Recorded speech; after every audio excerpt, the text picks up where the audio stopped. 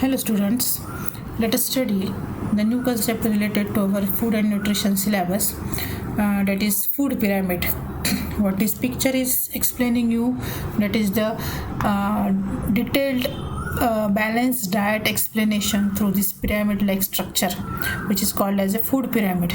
This food pyramid is basically used for a lay person who is not knowing much about food and nutrition knowledge, but just through this picture he will come to know what food should be included and what is the amount to be included in it. So this is the pyramid structure as you are seeing in this picture. It is clearly explaining that how your balanced diet should be, what items you should include in maximum amount, and what is the amount of food that should be used sparingly or very less amount. So in this background we are seeing that this is the maximum space provided for bread, cereal, rice, pasta, or in general cereal and grains. So it is suggested that you should include in your meal cereals and grains as a maximum or staple food. It is suggested to include 6 to 11 serving of these food items in your diet to make it a balanced diet.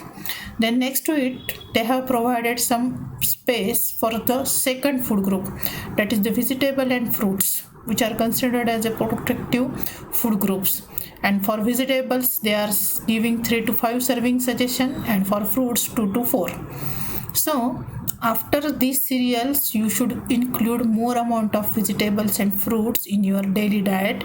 That is the their suggestion through this figure.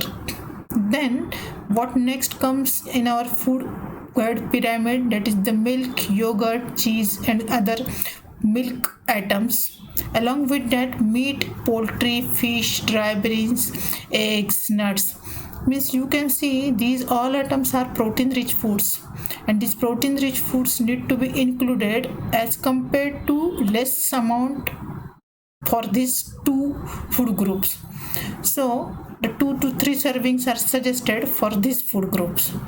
And lastly, very little space, that is the tip, is given to the food which we need definitely, but it should be used in very less amount. These goods are fats, oils and sweets. Means fats, oil and sweets should be used in a lesser amount in our daily diet.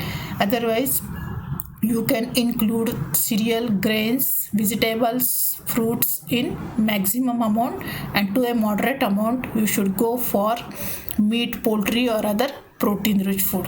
So this is the diagrammatic representation how your diet should be.